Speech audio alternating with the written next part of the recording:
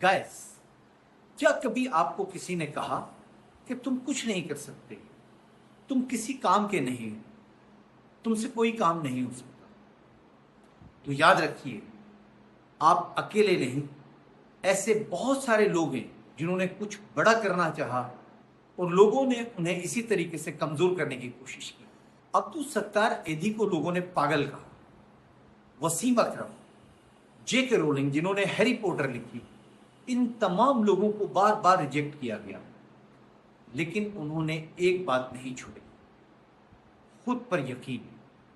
जब दुनिया उन पर हंस रही थी, ये चुपचाप मेहनत कर रहे थे अपने गोल को अचीव करने के लिए। जब दुनिया तुम पर यकीन ना करे तो दो ही रास्ते होते हैं, या तो उनकी बात मानकर अपनी कोशिश तर्क कर दो, या अपनी कोशिश जारी रखो और अपने ख्वाबों के पीछे लग जाओ।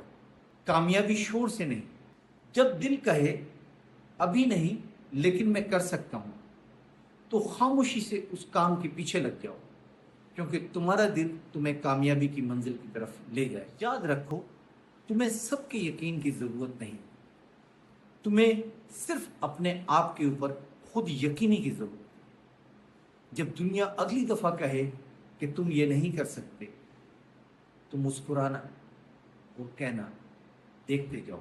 खुद पर यकीन रखो, क्योंकि खुद पर यकीनी कामयाबी की पहली सीढ़ी है।